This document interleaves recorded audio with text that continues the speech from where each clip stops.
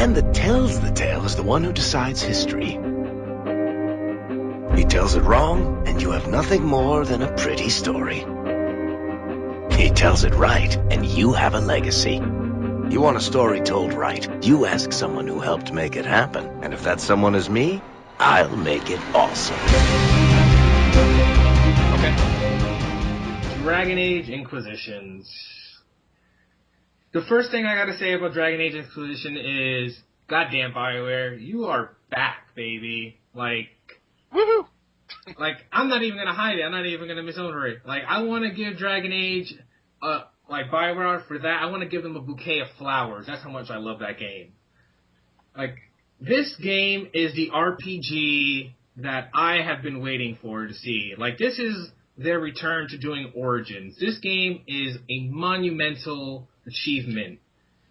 Like, this game is large. Like, the first land is said to be as big as the first map you go to is said to be as big as all of Dragon Age Origins, and I believe them, because that map is huge, and there's like 10 more maps that in this game that are almost, they're not as big as that first one, but some are as big or a little bit smaller than.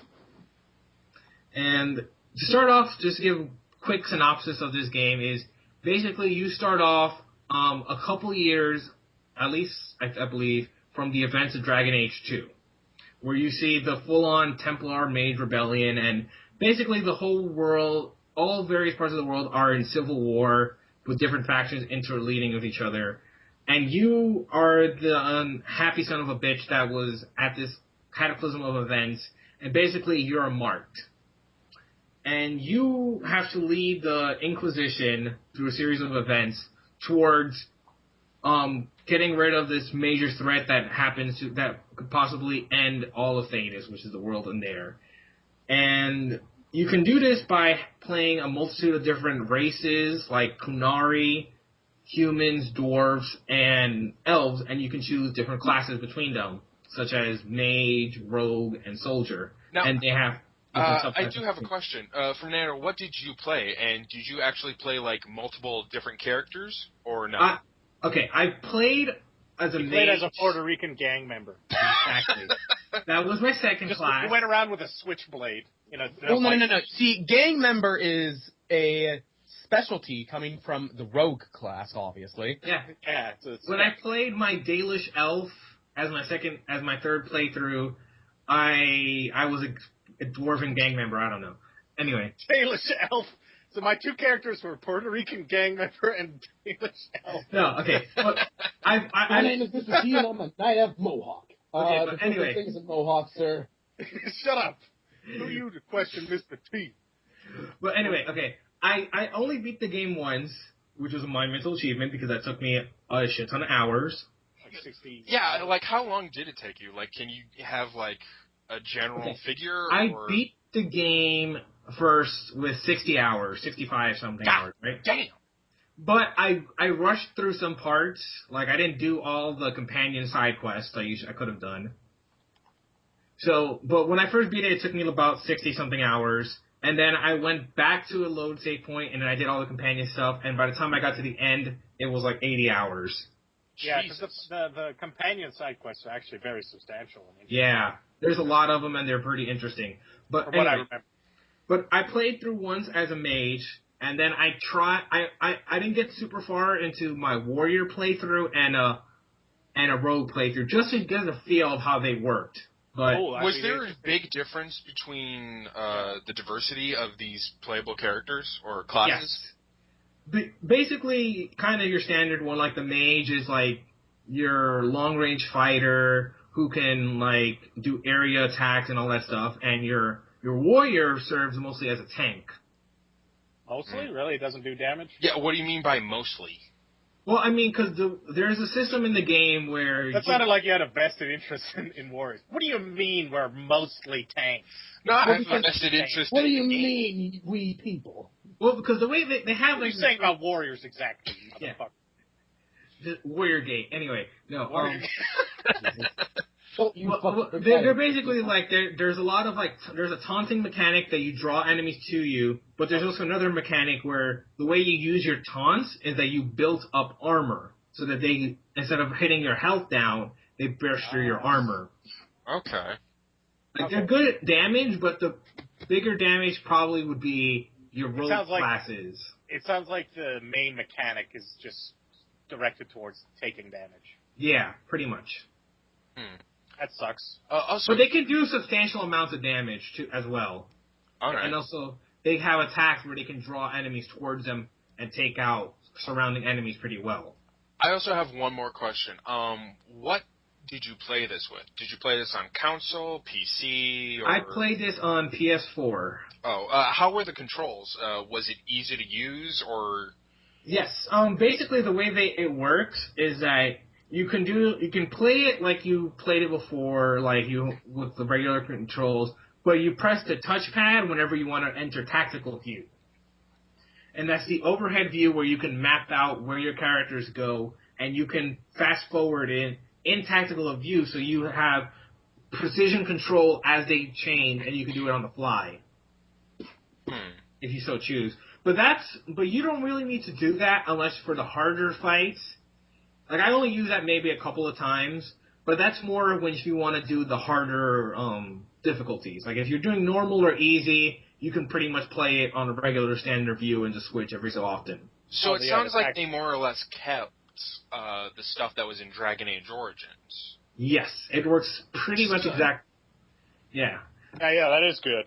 Because in the second game, it was just hit all the buttons all the time. And it was pretty much like Devil May Cry for BioWare. Your guy's going to do a flip and cut, and a big slash of blood is going to come out of the ogre. And then, what they added was that you could be in tactical view, and if you hold R2, it would fast forward through the motions. Oh, that's good. So it's like almost like a fucking strategy game at that point. Yeah, it really is. Advanced time. But that's more if you want to do the hardcore or nightmare difficulty, you'll probably see yourself using that more. But the way they switch it up is that there's no real healing magic anymore. They do more of the Dark Souls like potions. Like you have a certain 8 potions shared between your party, and really? later on throughout the game you can add different types of potions to use, and you have just to unlock. A testament to how great that game's mechanics is. Interesting, because I remember back then, in Dragon Age Origins, you could just buy, as long as you had the gold, you could buy, like, a ridiculous amount of potions. You could buy, like, 200, 300 mana potions and health potions. So it is interesting that they're like, okay, we're going to set a limit on this. Yeah, but the way they get around it is that you can craft, like, regenerative potions. But the thing is that you have to craft them. Like, you have to get the materials, and then you have to equip them. And as the game progresses, you get more slots. Like, you don't want to always just, like, put that. Like, what I would do is I would put, like, either a buffer potion or a jar of bees. Not the bees! Yes. You can throw bees at your opponent, and when they see, and your opponent reacts to bees, they'll have a Metal Gear Solid heads-up display reaction of bees. Are you being serious right now? I am completely serious, and that was amazing. Oh my god. Does Nicolas Cage come in at any point and punch people while he's in a bear suit? No. Damn it. But no. But anyway, no. I think that this has one of the strongest casts of BioWare characters. Even though you only really see them for this game, they really do develop them and you care for them. These are my second favorite casts. I like them better than I do the 2 Dragon Age 2 characters and the Origins. And the only thing I could say is not Mass Effect, just because with Mass Effect, I've had so many years with them, so it's kind of hard to judge them against them. One more question. I have to say, I've listened to the voice acting, and a lot of it is good. However, I think the weakest person that I've heard is the main character. Okay. Or more or less because the guy who's voicing him decided to go with this whole bombastic and, yes, I am the hero, yes, I shall save thee, and this really just glorified way of speaking, and it kind of distracts. Actually, Ryan, there is 2 default male voices you can use for every male character, which is the one that's very stoic, that it sounds like, oh, I am the hero. And then there's like the British one that you can use, like that's kind of more So jovial. stoic and stoic. No, it's not like the British like, oh, how dare they? It's more like the fun British one, not Cockney. But so you're talking about like the you what might style British people. No. kind that's of, Cockney. not really. He's talking about like the posh guy who's just cheeky and. Yeah, kind of There's a difference cheeky-ish, but between- he's not like a northerner kind of one. Well, Cockney's not northern, but whatever. I mean, I don't.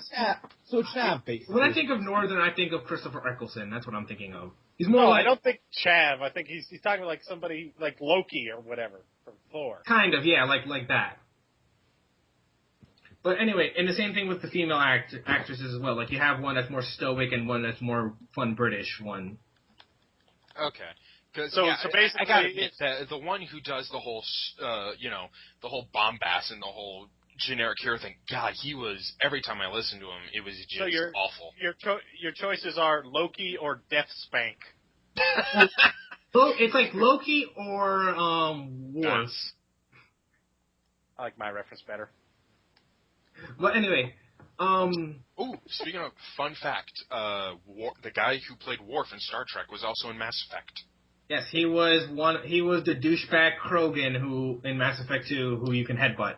Yeah. Anyway, but another brief point: surprising quality voice acting from Lieutenant Douchebag himself, Freddie Prinze Jr. That's good. I mean, who was one of the standout companions, Iron Bull. Iron Bull. What race was he? Was he Kunari? He is a Kunari who has like a secret to him. I don't really want to reveal it. Oh, like Sten from the first game. Yes, he is. He is like unlike any Kunari you've seen, and they add more interesting parts to his character. You told me about that was him, and I listened to that character, and it is just amazing how it does not sound like Freddie Prinze Jr. like at all. Yeah. Like it sounds like a completely different person, and I gotta say props to him for just doing that because that is really good. Yeah. I think I asked you this last time, but I guess like the end of the game, do all your choices actually come into a or factor into a satisfying conclusion? That is a good question. Yeah. Okay, they end it very similar to like how Origins was, where they'll have a character narrate like the epilogue, and they'll say how each of your actions caused this part of the kingdom to change. So it's like segmented slideshow. So it's like, then there was this problem. Cut. The hero chose to deal with this problem by doing this. It's more like they don't say like the hero did this. It's more like since this happened, you saw this lead to this, and then they'll more go like it'll be more succinct, like how different reactions change different things. It's not like this action led to this. It's no more. It's like this led to this, which led to this, and because you did this, it changed how this happened. It's more succinct than it was before. Okay. But somebody also asked me this before about ending the game. Like, does this have like an ending narrative? Yes, this game ends its core story. However, there is an after credit sequence that sets up the game for a very interesting like way they can bring the next game. Like there's just been overarching plot thread within the last couple within the Dragon Age games that you see take a very interesting turn in this game, and even more interesting after the end credits where they have a really cool reveal. I want to play it now. Okay. Yeah, it does sound great. But you did mention something that made me interested, and it was crafting. You said that you have to craft potions. Is that the only thing you can craft, or is this like something bigger? They put a lot of emphasis on crafting. Like there's a whole mechanic of like armor crafting and weapons crafting and potions crafting. And there's also like you can also craft like upgrades to your potions. Like you can create potions and then you can upgrade how well they work. Damn. Like how fast they regenerate or how much they regenerate or how many. And also there's another thing, like you can also do your standard upgrades, but with how they work is you don't do point by point upgrades anymore. You just do like skill upgrades and passive upgrades. But depending on how you go down the skill tree, you also get like individual like point upgrades. Like you get +3 willpower if you get like this specific passive lightning ability or something like that.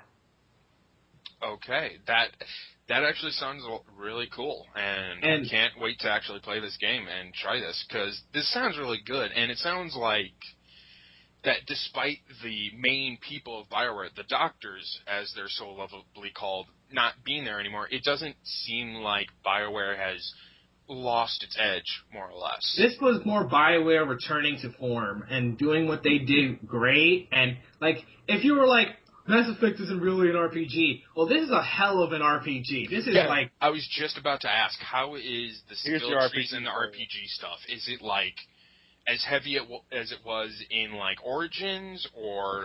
it's probably, like... Star Wars The Old Republic, or no? It's more, like, you don't have the point-by-point upgrades anymore, like... Damn. But they have that in the skill tree, like, you can add more to it. And with your weapons crafting... You can you can choose, like, you have to, like, make it, let's say you have to use, like, metal, cloth, and wood. There's different types of woods you can use, different type of metals you can use, and different type of cloths you can use. And each of those can add to, like, +12 to, like, attack penetration, or +7 willpower, or magic, and stuff like that. Okay. And there's armor augmentations you can add, that certain armors and weapons will have slots and ruins you can put in there that also affect those things. So you've been praising the game a lot, and it sounds great, but have you found any problems in the game? Any, like, glitches or anything, like, well, there is that one, or because I hear there's a lot of problems when it comes to the quests being fetch quests. Okay, yeah, there's a lot of fetch quests in this game, like you could just be stuck doing quests, but how BioWare gets around it is that there's a lot of, like, dialogue and, like, lore and stuff like that. And you can, and doing those quests is not just like a grind and just level experience, but you also get power points, which is another separate tree, which is like, since you run this Inquisition, you can use this to like when you get more power points, you can do like, oh hey, whenever I speak to merchants, they give me better deals, or when I find specific codexes, you get more experience, or you can like, I get more... Or, like, I can get a different, like, I unlock a potion slot, or various other things of that effect. Okay. All right. There was that one glitch that I was interested in. I'm interested in playing it on PC, but apparently, like, one patch or hotfix just, like, randomly made everybody turn old. I've seen this. But, I've noticed some glitches. Like, there was, I think they fixed now, but... There was a weird thing where if you met, like, I don't know, it was just like, if I met this specific character from a previous game, I don't know if it's just because I decided to customize myself instead of going with the default, but it would get stuck in the dialogue, and I would have to skip it, and I would miss aspects of the dialogue. That's annoying. I've always had problems with their games with some of the dialogue options, like, there'd be just kind of, like, glitches where you'd end up in a dead end or something, or unable to complete a quest because of some... But there's nothing about that, like, game-breaking about it. You just miss out some dialogue, and I believe that's been fixed by this point. Okay. And there's always, like, your standard clipping issues that I've noticed before. Okay. So, do you have anything else to say, or do you just want to give your score right now? Okay, yeah, there's also some other things. There's also a very fun, like... There's not really that many boss battles per se, but there's this thing called... There is boss battles, but there is this thing called dragon hunting. And dragons? What be those? Yeah. Basically, there's 10 dragons you can find throughout the world that only appear in specific parts of the map. And when you fight them, they are so fun. Because there's like a targeting system, like you can target their limbs or their heads. And at various points, like, they'll have different abilities, like different elemental abilities, and they can fly in the air and avoid you and attack you from midair, and you have to try to bring them down and stuff like that. Damn, that sounds awesome. They're very fun fights, and they're good. Like, you feel like you're doing damage if you're in the appropriate level to fight them. It's not like, oh my god, I just gotta kill this guy. It's not like Destiny where you feel like you're doing nothing. Burn to Destiny. Well, also, the bullet sponge thing. Yeah. That's good. And it's good that they, for that specific fight, they found it significant enough to warrant making it a different style of fight. Whereas in the previous games, when you fought a dragon, it was just the same. Hit the guy in the back for extra damage. Also, another thing I really like about this game is that it feels very dynamic. Like, there's this one part where you'll see, Templars and mages fighting, right? And you'll just see that happen throughout the map. Like, you'll see two opposing factions just fight each other. But if you get rid of these opposing factions' main bases, you will see less of them or none of all in the map of that type of enemy. That's crazy. And there's more of a consequences in this game, like The Witcher is. Like, if you can choose between two different sizes at a different point in the game, and if you choose between that side, it affects the main story. Like, it affects who your villains are you'll see throughout the game, and who is the main enemy type you will face. And different side quests you can get. Sounds pretty good. Yeah. But overall, I think this game deals with very interesting topics. They deal with you know how a lot of games it'll be you're the Messiah. Here they directly deal with the Messiah itself and how you can choose to be embraced as Messiah that everybody wants you to be, and it kind of deals with topics of religion and stuff like that. False hope and whatever.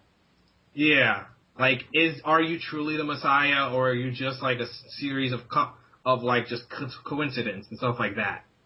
Yeah. But overall, I really dug this game, and I'm going to do it. I'm going to give this game a 10 out of 10. Damn, perfect game alert. First review ever. There is no such thing as a perfect game, but this game is my crack cocaine. Damn, you liked it that much, huh? I love this game. Okay, so this was really... Okay, all right. So you heard it here, people. Go out, buy Dragon Age Inquisition. Well, now I have to get a job and earn money. Fuck you, Fernando. No, man, it's $40 on Walmart right now. Shit. I'm going to... Well, I might be hopeful, thinking they might reduce the price for the holiday sale, but I'm going to check. Definitely going to check. I think I saw it at one point in the holiday sale for $35. No. What are you talking about? In real life? Yeah. I'm talking about on Steam. I think it was on Origin. It was on $35 at one point. Oh yeah, they don't even. Do they even sell it on Steam? No, I think you would only buy Dragon Age Origin. Steam was.